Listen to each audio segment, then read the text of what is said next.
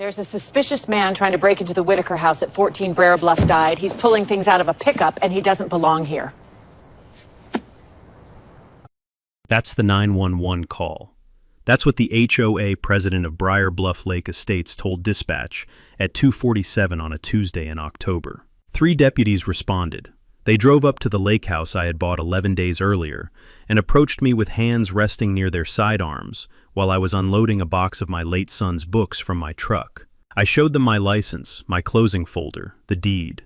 They apologized. They left. The HOA president, watching from across the street, smiled like she had just won something. What that woman did not know was that the deed she had just sicked 3 deputies to challenge contained one specific clause her HOA had failed to read for 39 years. As soon as I made one phone call, I was going to own her entire street. Tell me, what would you have done? The lake house was supposed to be the start of my second chapter. I bought it on a Tuesday in late September, closed on a Wednesday in early October, and moved in alone on the second Tuesday of the month with a borrowed pickup truck, 11 boxes, and a folder of paperwork that said I was now the owner of 140 feet of shoreline on Lake Kiowee, South Carolina. My name is Pierce Holloway. I'm 58 years old, a recently retired Delta Airlines captain with 32 years on the line, and the kind of pilot who reads the maintenance manual cover to cover before he flies the airframe.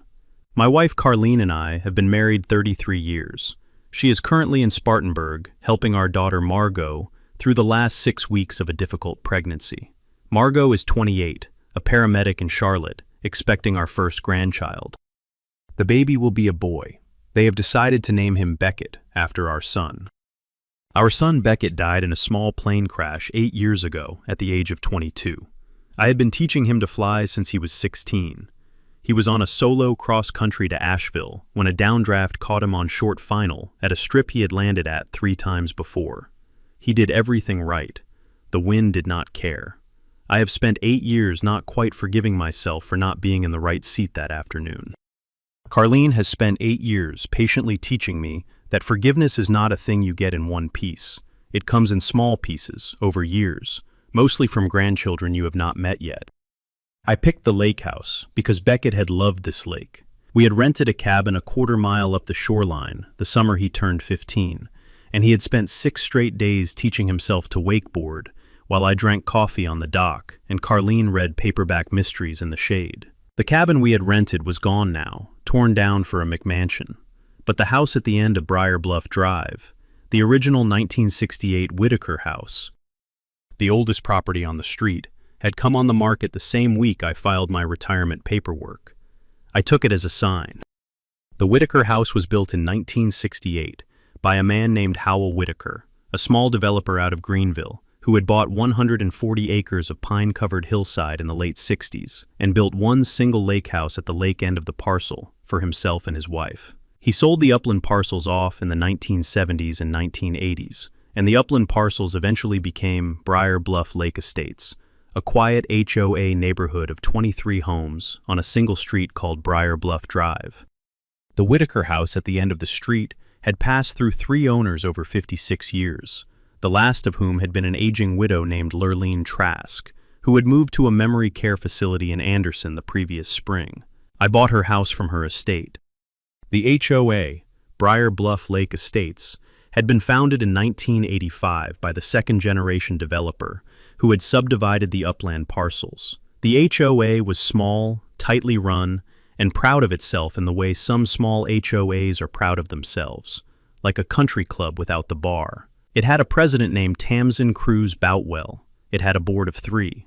It had an annual newsletter printed on cream-colored paper.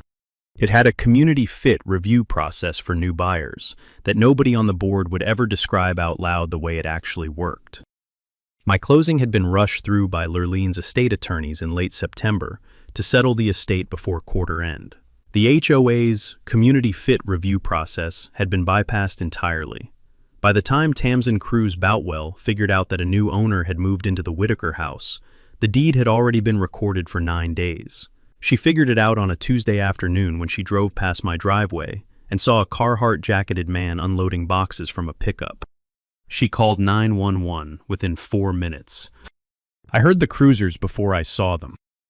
You don't fly 32 years on the line without developing an ear for distant engines, and a sheriff's V8 in second gear at low throttle has a particular sound, like a heavy tide rolling up a gravel beach, 3 of them in sequence, slowing as they came up the long curve of Briar Bluff Drive. I set down the box of Beckett's flight school textbooks and stepped out from behind the open tailgate of my pickup. The deputies pulled up in a loose triangle and stopped about 30 feet back. They did not get out immediately. The lead deputy spoke into his shoulder mic for about 15 seconds. Then all 3 came out at the same time, slowly, with their hands resting low and easy near their sidearms. The lead deputy was a tall, mid-40s man with the kind of square jaw and quiet bearing you only get from 20 years on a small county force. His name tag read Crane. "Sir, step away from the vehicle, please." "Yes, sir." I stepped 6 feet to my left, away from the pickup, hands visible, palms turned. I have flown into airports on 3 continents with armed personnel watching the apron, and I have learned the same lesson everyone learns in those moments. Be small, be visible, be patient. "Sir, can I see some identification?" "Yes, sir. My driver's license is in my wallet, in my back pocket.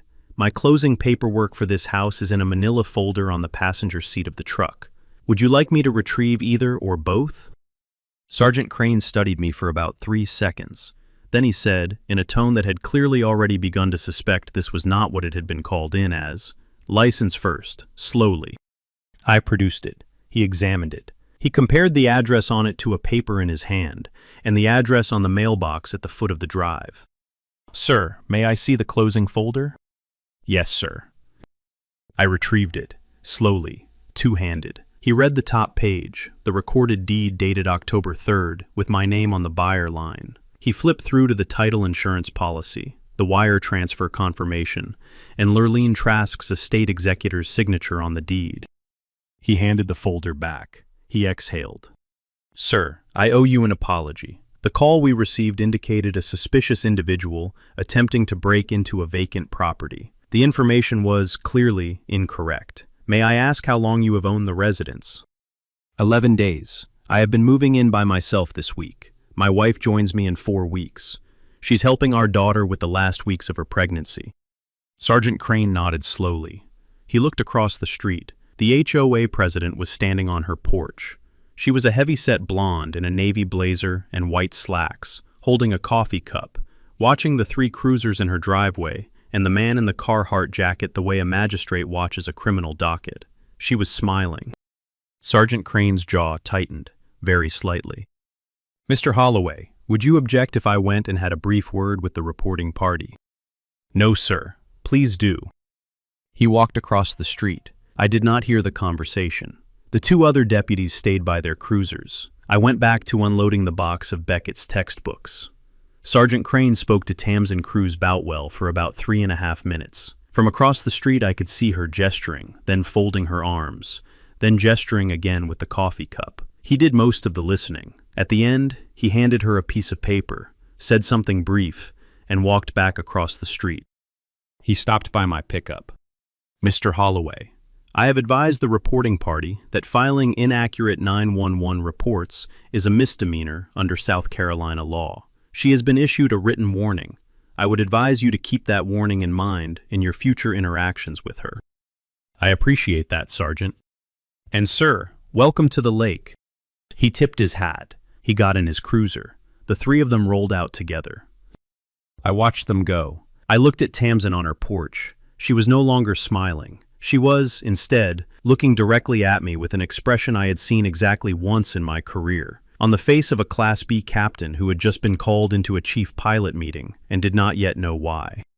I picked up the box of Beckett's books. I carried them inside. I closed the door. I went into the kitchen, opened my closing folder, and turned to page 3 of the deed. Then I picked up my phone. I dialed the number from memory. It rang twice. Then a calm, slightly amused voice picked up. "Francis Stillwell." "Francis, it's Pierce." "Captain Holloway, welcome to retirement. How's the lake?" "Francis, I need to read you something, from page 3 of the deed." There was a pause. "Francis has been my attorney for 19 years. She handled the will when Beckett died. She handled my mother's estate. She handled the closing on this house. She knows the tone in my voice when something is up. Read it. I read her the paragraph. It was the third paragraph on page 3, in a section titled Appurtenant Rights. The language was the kind of careful, old-fashioned, lawyer's English that nobody types anymore. The grantor doth further convey and grant unto the grantee, in fee simple absolute, that certain access roadway commonly known and platted as Briar Bluff Drive, running from its terminus at State Route 11 to its terminus at the property hereby conveyed, together with all rights of ingress, egress, regress, and underlying easement, in perpetuity, the same to be held by the grantee as appurtenant to the lakefront parcel. There was about 3 seconds of silence on the other end of the phone. Then Francis said, "Pierce, read me that again, slowly." I read it again. Another silence. "Pierce, where are you right now?" "Standing in the kitchen of the Whitaker house." "Pierce, do you have your title insurance policy?" "Yes." "Open it, Schedule A. Tell me the legal description." I opened it.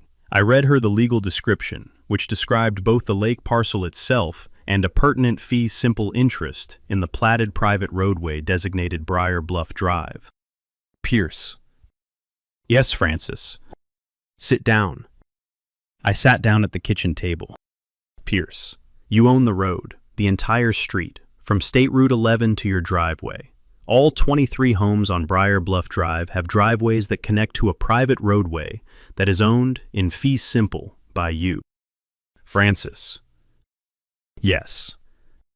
"The HOA called 911 on me an hour ago." There was a long, low laugh on the other end of the line. "Pierce, that HOA does not know what it just did. How is this possible? How did a roadway end up appurtenant to a residential parcel for 56 years and nobody figured it out? Because nobody read the deed, Pierce. Howell Whitaker built the road in 1968 to get to his own house. He didn't dedicate it as a public road. He didn't dedicate it as a private community road. When he subdivided the upland parcels, he just left the road appurtenant to the lake house. Every subsequent buyer of the lake house got the road with the house. Every subsequent buyer of the upland parcels, including the developer who founded the HOA, assumed the road was either public or community. It wasn't. It was Howell's. Then it was the next owner's, then Lurlene's. Now it's yours. Francis, the HOA collects road maintenance fees from every homeowner. There was a longer silence. Pierce, how do you know that? It was in the HOA disclosure packet at closing. $392 a year per household, line item, road maintenance assessment. Pierce, that money has been collected for years on a private road they do not own. That is conversion. If the funds were transferred to a vendor, it may be wire fraud. Have you opened the HOA's annual financial filing? Not yet. Open it tonight. And Pierce, do not, under any circumstances, exercise your rights yet. Not a sign, not a chain, not a phone call. We need to research first. The HOA does not yet know they have lost. Let's keep it that way for a while. Just so I'm clear, right now, with a single recorded notice, I could close Briar Bluff Drive to all non-owner traffic by next Friday. Yes, Pierce, legally you could. And every homeowner on this street would be locked behind a chain on private property they do not own and have no easement on. Legally, yes. I looked out the kitchen window. Across the street, Tamsin Cruz Boutwell was getting into her white Range Rover. She was on the phone, talking emphatically. Francis, let's research first. Good answer, Pierce. They always escalate. They always do. Tamsin escalated within 48 hours. On Thursday morning, a single sheet of paper was tucked under the windshield wiper of my pickup. It was a violation notice on Briar Bluff Lake Estates HOA letterhead. The violation was that my vehicle, a 2017 Ford F-150 in a respectable shade of gunmetal gray, was non-conforming with the neighborhood vehicle aesthetic standard. The fine was $250. The notice was signed by Tamsin Cruz Boutwell, HOA president. I read it, I folded it, I put it in a manila folder marked BB-HOA, that I had set up on my kitchen table. By Friday afternoon, there was a second notice. This one cited my mailbox post for being improperly painted. The mailbox post had been painted gloss black by Lurleen Trask in 2019 and matched every other mailbox post on the street. The fine was $125. I added it to the folder. By Saturday morning, there was a third. A bedsheet I had hung to dry on the back deck the previous afternoon was a visible laundry violation, $100. By Saturday afternoon, Margot called. "Dad, are you sitting down?" "I am. What's wrong?" "Nothing's wrong, but I'm coming up tomorrow, just for the day. Jasper's driving me. I want to see the lake house before the baby comes. Mom said you'd love a visit." I set my coffee down. "Sweetheart, you should know. There's an HOA president on this street who has already called 911 on me once for unloading boxes. She is, in my professional opinion, somebody we want to give a very wide berth to. Are you absolutely sure you want to be the second test of her judgment?"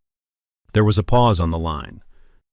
"Dad, are you telling me I'm going to be the second test?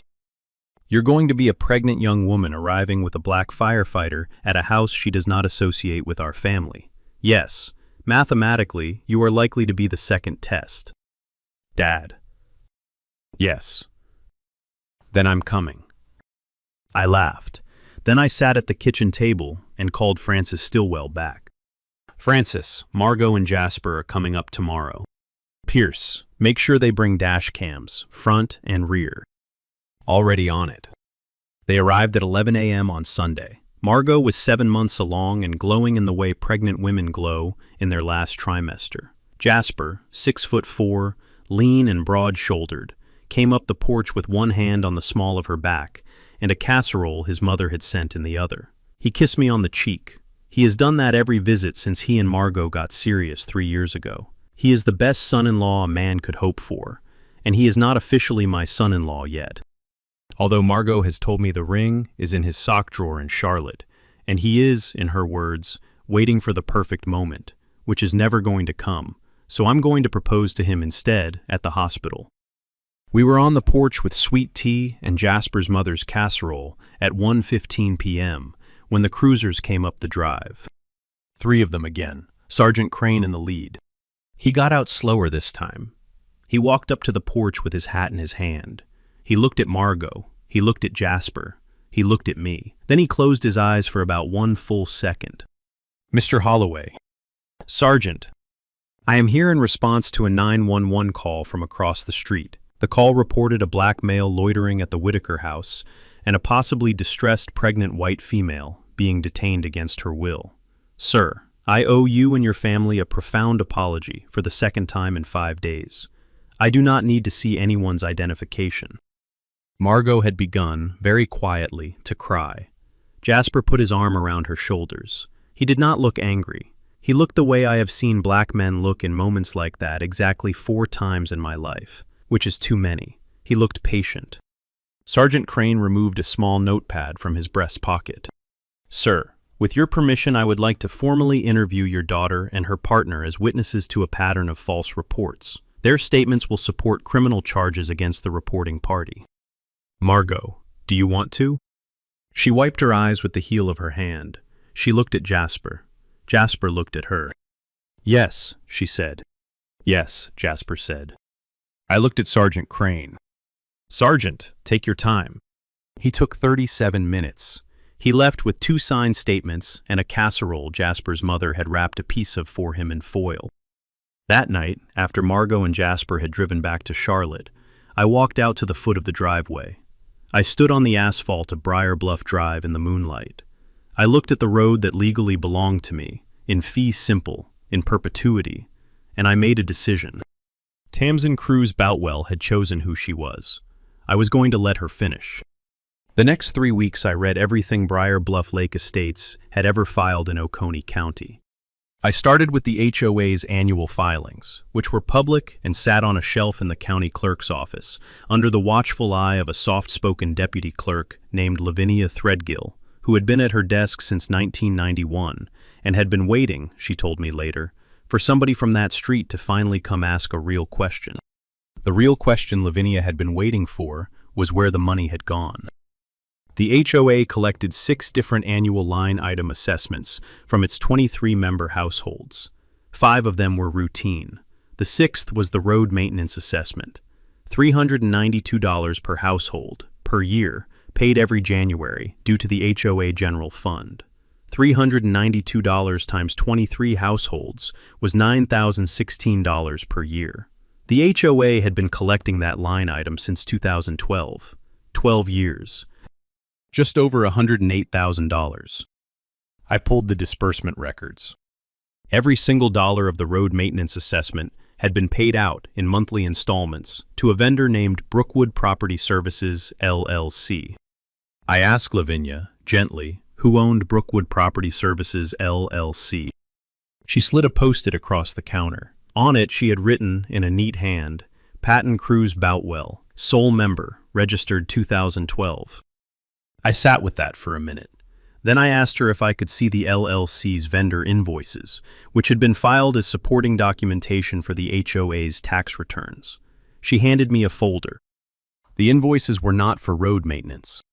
They were for consulting services, community management oversight, and shareholder education. There was no record of any actual road work, no paving, no patching, no striping, performed by Brookwood Property Services, LLC. The only road work that had been done on Briar Bluff Drive in 12 years had been performed by Oconee County under a courtesy paving cycle in 2019.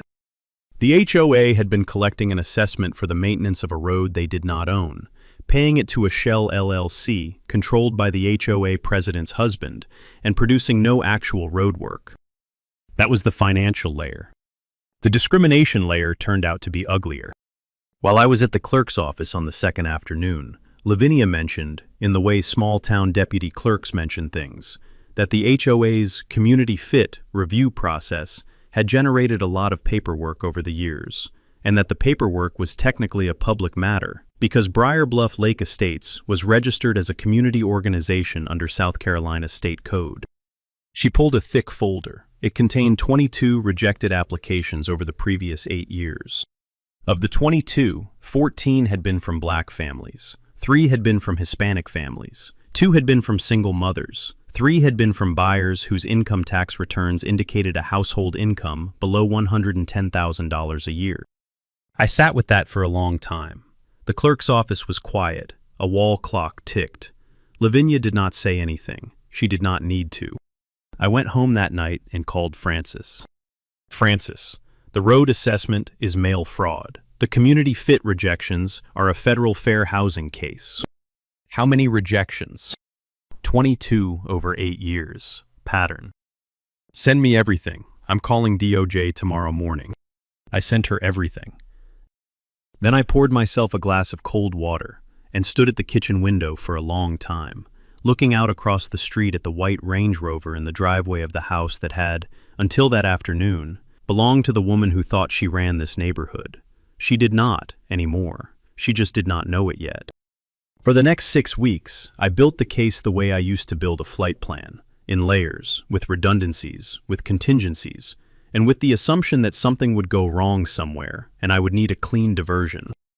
Francis took the lead on the federal piece. She contacted a DOJ fair housing investigator out of the Atlanta regional office named Yvette Sandoval, a quiet woman in her mid-50s who had spent 18 years building fair housing pattern cases in the Southeast. Yvette flew in to meet me at a coffee shop in Seneca and spent 4 hours reading the rejected application folder.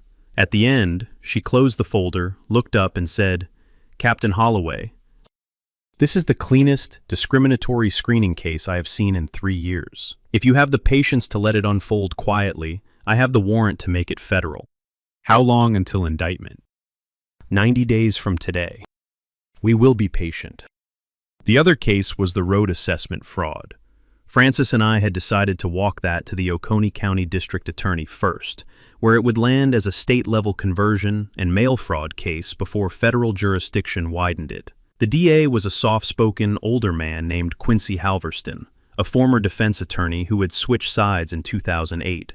He read the invoice folder, the LLC registration, and the public disbursement records in under an hour, and said, Captain, I want to take this.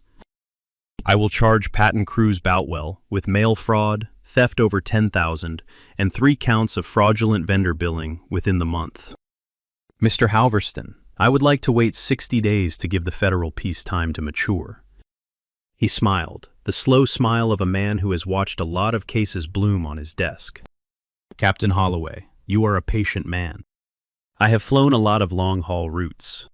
Meanwhile, I worked the neighborhood. I started knocking on doors, not all 23. I started with the houses Tamsin had been openly hostile to over the years, homes I could identify from her board meeting minutes, which Lavinia had quietly slid into my folder. There were 6 of those households. I introduced myself. I sat on porches. I drank a lot of iced tea. I told each of them plainly what I had found. 5 of the 6 told me, within 15 minutes, that they had been waiting 12 years for somebody to ask. One of them, a retired school teacher named Geraldine Marbury, whose adult son was a Pentecostal pastor in Atlanta, hugged me on her porch and said, "Captain, I have been refunding that road assessment in my head every January since 2014. Tell me what you need." From those 6, I moved outward. By the end of week 4, I had spoken to 17 of the 23 households. 15 had signed sworn statements supporting the road assessment refund claim. 11 had agreed to vote, when the time came, to dissolve the existing board. I also retained a surveyor. Briar Bluff Drive had never been formally surveyed against the parent parcel deed since 1968. I hired a licensed South Carolina surveyor named Ridley Birchfield, paid him $5,000, and asked him to walk the entire length of the road with his equipment. He walked it on a clear Wednesday in November. The map he produced was an extremely clean rectangle, from the curb cut at State Route 11 to my driveway gate at the lake. All of it. Mine. I had 3 copies made. I had the map recorded with the county under a deed addendum that Francis drafted. Then I waited. On the morning of November 23rd, Tamsin Cruz Boutwell took the final step that I had been quietly counting on her to take. Carlene had arrived from Spartanburg 3 days earlier. We were ready. Carlene heard the doorbell before I did. She had been at the kitchen counter, peeling apples for a pie Margot had requested in honor of Carlene's arrival. Carlene is 57 years old, gray-haired by choice, with the calm, steady eyes of a woman who has taught middle school history for 31 years, and has, on the basis of those 31 years alone, seen more human nonsense than most federal judges. She set down the paring knife. She wiped her hands on a dish towel. She looked at me through the kitchen doorway. "Pierce, is that her?" "It is. You want me to handle it. I want you to film it." "On it." She picked up her phone. She tapped record. She walked toward the front door 3 steps behind me, framing the doorway from a respectful distance. Carlene Holloway has been documenting petty tyrants since before I knew her. I opened the door. Tamsin Cruz Boutwell stood on my porch in a teal cashmere wrap and a pearl necklace, holding a glass of white wine in her left hand and a folded sheet of paper in her right. "Mr. Holloway." "Mrs. Cruz Boutwell. I have come to inform you that the Board of Briar Bluff Lake Estates has voted to commence formal removal proceedings against you as a homeowner. We are exercising our community removal authority under Article 12 of our governing bylaws. I have a particular face I used in cockpits during decompressions and engine fires. It is a face that says nothing, betrays nothing, and lets the other person hear their own words echo back at them in the silence I am providing. I use that face now. Mrs. Cruz Boutwell, Briar Bluff Lake Estates does not have community removal authority. HO, as in South Carolina, do not have eviction power. That is a matter for our attorneys. That is, in fact, a matter for state law, which I have read twice." Her mouth tightened. She raised the folded sheet of paper. "This is your formal notice." She tried to push it into my hand. I did not take it. She thrust it at my chest. The paper fluttered. That was when she did the thing. I do not think she planned the thing. I think the thing was the cumulative result of 3 weeks of escalating frustration at the fact that the man across the street had not yet collapsed. She lifted the wine glass. She tilted it. She poured the contents, about 4 ounces of a moderately priced California Sauvignon Blanc, directly across the front of my Carhartt jacket, my chest, and the leather toe of my left shoe. Carlene's phone never moved. Her hand was steady. I looked down at my jacket. I looked back up at Tamsin. "Mrs. Cruz Boutwell, you have just committed assault on my front porch, with a witness, on video." She blinked. She had not, until that moment, registered the phone in Carlene's hand. That is... "Mrs. Cruz Boutwell, please leave my porch." She tried to step forward. Carlene moved, very deliberately, into the doorway between us, still filming. Carlene is 5'4". Tamsin is 5'7", and outweighed her by perhaps 50 pounds. None of that mattered. Carlene Holloway in a doorway is a state of physics that resolves only one way. Tamsin stepped back. "Get off my property," Carlene said quietly. "Now." Tamsin got off the porch. She walked across the street to her own driveway. Halfway across, she turned to call something back over her shoulder. Carlene was still filming. Tamsin lost her nerve. She kept walking. The Range Rover door slammed. The engine started. The Range Rover backed out of her driveway. The Range Rover left Briar Bluff Drive at a speed that was not consistent with the posted signage. Carlene stopped recording. She lowered her phone. I called Sergeant Crane. He picked up on the second ring. "Mr. Holloway." "Sergeant, the reporting party from the 2 previous incidents has just thrown a glass of wine on me on my own front porch. My wife filmed the entire incident." "Mr. Holloway, I would like the video very much. I will be there in 11 minutes. He was there in 9. That evening, after Sergeant Crane left, after Francis and Yvette had both been emailed the video, after Margot had called twice and demanded to be FaceTimed in, Carlene and I sat on the back deck and watched the moon come up over the lake.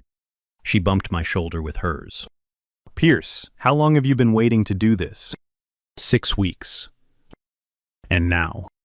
"Now," I said, "I make one more phone call." The next morning I drove to a small print shop in Seneca and ordered 23 signs. 3 feet by 2 feet, white background, black lettering, weather-resistant vinyl on aluminum. The lettering read, "Private Property, Briar Bluff Drive. Owner, Pierce Holloway. Fee simple. Access by owner's consent. Recorded deed, Oconee County Book, 3127. Page 442. The print shop had them ready in 3 days. In the meantime, I sent a letter. The letter went by certified mail to every one of the 23 households on Briar Bluff Drive. It was 3 pages. It was polite. It was clear. It was drafted by Francis and signed by me. The letter informed each household, plainly, that the road they had been using for ingress and egress to their property for some number of years was, and always had been, the fee simple private property of the lake parcel at the end of the street. Then it made an offer. The offer was this. I had no desire to disrupt the lives of any of my neighbors. I had every desire to clean up the institution that had been quietly mismanaging this street for over a decade. To that end, I was inviting every homeowner on Briar Bluff Drive to a community meeting on the lawn of 14 Briar Bluff Drive on Saturday, December 7th at 2 p.m.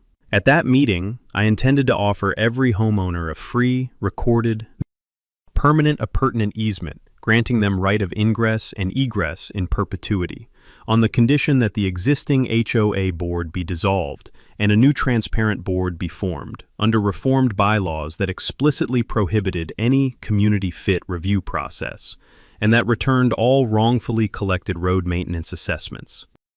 The letter ended with the line, "I am not your adversary. I am your new neighbor. I am asking, with respect, that we fix this together." By Tuesday morning, 21 of the 23 households had RSVP'd yes. The 2 that had not were the Cruz Boutwell household, and one neighboring household belonging to Tamsin's longtime supporter, a retired oil and gas executive named Walton Pierce. The day before the meeting, 3 different things happened in the same morning. At 7 a.m., Quincy Halverston's office filed criminal charges against Patton Cruz Boutwell for mail fraud, theft, and conspiracy. Patton was arrested at his home at 7:30. The arrest made the front page of the Greenville News online edition by noon. At 8 a.m., Yvette Sandoval's office served Tamsin Cruz Boutwell with a formal federal subpoena for the fair housing pattern investigation. At 8:15 a.m., Sergeant Crane personally served Tamsin Cruz Boutwell with 2 misdemeanor charges and 1 felony charge for filing false reports, intimidation, and the assault on my front porch. By noon, 3 local TV stations had vans parked at the entrance to Briar Bluff Drive. The Cruz Boutwell family did not RSVP to my Saturday meeting. I did not expect them to. Carlene and I spent Friday night setting up folding chairs on the front lawn. There were 23 chairs. We placed them in a rough semicircle facing a small folding table where I would speak. We hung 2 work lamps in the cedar branches in case the December afternoon ran short on light. We laid out 2 coffee urns, 3 thermoses of hot apple cider, and a tray of Carlene's apple pie. We turned in early. I lay awake for a long time looking at the ceiling. Carlene was already asleep beside me. I thought about Howell Whitaker, who had built this road and this house in 1968, and could not possibly have imagined that the deed language he had typed on a manual typewriter would, 56 years later, end an HOA-run racial screening operation in a county he had never seen modernized. I thought about Beckett. I closed my eyes. I slept. The community meeting was at 2 p.m. on Saturday. By 1:58, all 21 chairs were full. I had not made a public speech in 8 years. The last one had been at Beckett's memorial, in the chapel at the Greenville Flying Club, in front of 240 pilots and family and friends. I had read a single page of typed remarks, and I had cried twice, and I had thanked the room for loving my son. I stood up at 2:03 on a Saturday afternoon on the lawn of my new lake house. 21 of my new neighbors were seated in a rough semicircle in folding chairs in front of me. Sergeant Crane stood at the back, in uniform, hat off, hands folded. Francis Stillwell stood at my left in a slate-gray pantsuit with a leather folio. Yvette Sandoval stood at my right in a navy windbreaker that read D.O.J. in small embroidered letters above the heart. Quincy Halverston stood a respectful distance behind, in a charcoal overcoat. Carlene was beside me, holding a clipboard. Margot was on FaceTime on the clipboard, propped up so she could see and hear. Jasper was visible behind her shoulder. 3 TV cameras were set up at the property line on the public side of State Route 11. They were not on private property, because the property they would have been on was mine, and I had not invited them. I cleared my throat. Good afternoon. My name is Pierce Holloway. Some of you have met me. I'd like to take 20 minutes to tell you the story of this street. I told it the way I used to brief a passenger emergency before takeoff, in plain language, in order, without omitting anything that mattered. I told them about Howell Whitaker and his 1968 deed. I told them about the road that had been appurtenant to my lake house for 56 years. I told them about the public records I had pulled at the county clerk's office. I told them about the $392 road maintenance assessment that had paid $108,000 to a Shell LLC owned by Patton Cruz Boutwell for road work that had never been performed. I told them about the 22 rejected applications. When I named the rejected applications, I named them by category. I did not name individuals. I said 14 black families, 3 Hispanic families, 2 single mothers, 3 working-class buyers. I said this neighborhood was, for 12 years, deliberately curated against the people who would have made it a better neighborhood. Geraldine Marbury, in the front row, was already crying quietly. I waited. Then I told them what I was offering.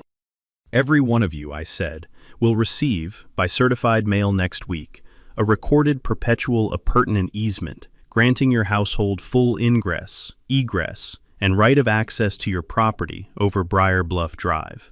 In perpetuity, for free, recorded with the county, yours. A different kind of quiet settled into the chairs. In exchange, I am asking 3 things. 1. The existing HOA board is dissolved by majority vote today. 2. A new transparent board is formed under reformed bylaws that prohibit any community fit review and that operate under full annual public financial disclosure. 3. The unlawfully collected road maintenance assessment from the last 12 years is refunded, with interest, to every household that paid it. That refund will come, not out of your pockets, but out of the seized assets of Brookwood Property Services, LLC. I gestured to Quincy. He nodded. I am not asking for your forgiveness, your friendship, or your apology. I am asking for your vote." Geraldine Marbury stood up first. "Captain Holloway, I move that the existing board of Briar Bluff Lake Estates, HOA, be dissolved, effective today, and that a new transparent board be elected within 30 days. Is there a second?" A retired surgeon 2 rows back, a man named Theodore Hatcher I had only met once, raised his hand. "Second." All in favor. 20 hands went up, including Walton Pierce, who had RSVP'd no and shown up anyway, sitting in the back row, looking older and quieter than I had expected. Any opposed? No hands went up. The motion passed. A small ripple of applause moved through the chairs. It was the applause of people who had been waiting a long time to clap for something. The December afternoon was cold but bright, the kind of South Carolina winter day where the light feels like clean water on your face. Carlene poured hot cider into a row of paper cups along the folding table. Yvette Sandoval, standing beside Quincy, exchanged a small private look that I have seen prosecutors exchange exactly twice in my life. The first time was at a federal sentencing in 1998. The second was on my lawn. It was at that moment, in the middle of the applause, that Tamsin Cruz Boutwell appeared at the foot of my driveway. She was on foot. She did not have wine. She had a sheaf of papers in her hand, and an expression that was either rage or grief, and may have been both. She walked up the gravel about 10 feet. Sergeant Crane, very gently, met her there. He said something quiet that I could not hear. He took the sheaf of papers from her hand. He folded her wrists, very carefully and very professionally, behind her back. He walked her back down the driveway to the cruiser. She did not say anything. Quincy Halverston walked up beside me, looked at the seated neighbors, smiled the slow smile of a man who has watched a long case bloom, and said quietly, "Captain, well done." I sat down. The neighbors began to applaud. Carlene reached for my hand. I held it. Geraldine Marbury walked up to the table and put both of her hands on mine. She did not speak. She did not need to. Theodore Hatcher stood up next, raised his coffee cup half an inch, and nodded once. Then, to my surprise, Walton Pierce, Tamsin's longtime supporter, got up from the back row, walked the length of the lawn, stopped beside my chair, and said only quietly, "Captain, I should have known better 15 years ago." He held out his hand. I shook it. He nodded once at Carlene, walked back to the road, and went home. The legal aftermath was the cleanest I have ever seen in a small-town fraud case. Patton Cruz Boutwell pled to 3 federal counts and 1 state count, served 22 months at FCI Edgefield, and lost the Range Rover, the consulting LLC, and most of the retirement portfolio. Brookwood Property Services was dissolved by court order. Its remaining assets, about $140,000 in seized bank balances, and resale value of a small office building Patton had been renting to himself through the LLC, were liquidated and distributed back to the 23 households as restitution. Tamsin Cruz Boutwell pled to 1 felony and 2 misdemeanors. She served 14 months at the Goodman Correctional Institution in Columbia. She lost the house, the pearls, and the social standing that had been the only thing she had ever really owned. The Department of Justice settled the fair housing pattern case in March. Briar Bluff Lake Estates HOA paid $1.4 million in restitution to 22 families who had been discriminatorily rejected over the previous 8 years. Yvette Sandoval told me, later, over coffee, that it was the cleanest pattern settlement she had ever brought to closing. The new HOA board was elected in January. Geraldine Marbury was elected president. Theodore Hatcher took the treasurer's seat. The new bylaws were drafted by Francis Stilwell, pro bono, and recorded with the county the same week. They explicitly prohibited any community fit review of new buyers, mandated full annual financial disclosure, and capped any single line item assessment at $100 per year without a unanimous board vote. The road remained mine. I issued, through Francis, 23 recorded perpetual appurtenant easements, 1 to every household on Briar Bluff Drive, including, for the record, the household that had once belonged to Tamsin Cruz Boutwell and had since been sold to a young black family from Atlanta named the Whitlocks, who, when they moved in the following October, brought me a peach pie on their first afternoon. I have eaten that peach pie cold from the refrigerator at 3 in the morning, more times than I can count. I took none of the legal settlement money personally. The amount that flowed back to me was directed, by my request and by court order, into a new fund. We called it the Beckett Holloway Aviation Scholarship. Beckett, you may remember, was my son. He died at 22 in a small plane crash on short final at Asheville. He had wanted to be a commercial pilot. He had also wanted, very specifically, to one day teach low-income kids to fly, the way somebody had once taught his father. The scholarship pays for full flight training, ground school, written exam fees, and check ride costs for 2 students each year at the Spartanburg Community Aviation Program. We have funded 6 students in 3 years. 2 have gone on to regional airline jobs.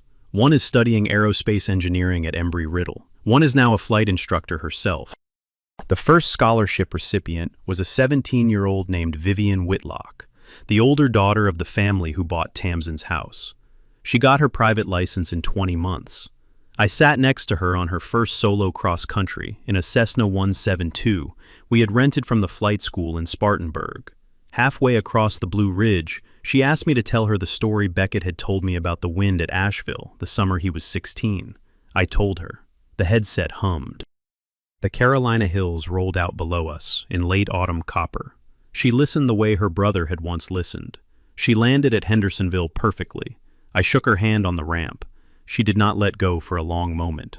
Margot gave birth in March of last year. Beckett Holloway Jeffries was born 7 pounds 3 ounces, healthy, loud, perfect. He took his first canoe ride with me on Lake Kiowee at sunset last June. 18 months old, eyes the same gray as his uncle's, holding a small wooden paddle Carlene had carved out of a piece of cedar from the lake house porch. He calls me Pop Pop. He thinks I own the lake. I tell him I do not. I tell him the lake belongs to whoever is willing to take care of it. He nods, the way toddlers nod when they understand something better than the adults around them. If you have made it this far, do me one small favor. If you have ever bought a house, or a piece of family land, or a quiet plot of forest, and your deed has a paragraph you have never bothered to read it tonight, before you sleep.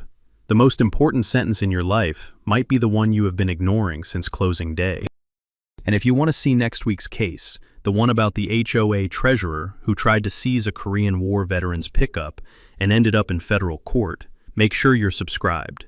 We post a new story every week. I'll see you on the next one. What really happened here is simpler than it looks. Pierce Holloway did not win because he was wealthy. He won because he was the only person on Briar Bluff Drive who bothered to read his own deed. For 56 years, a single paragraph on page 3 of a 1968 document has sat unread by every prior owner and every HOA member around it. The HOA president counted on nobody ever reading page 3. The lesson here is worth saying out loud. The most powerful documents in your life are the ones you cite without reading. When you close on a house, when you inherit land, when you buy a quiet acre of forest, read every page of the deed.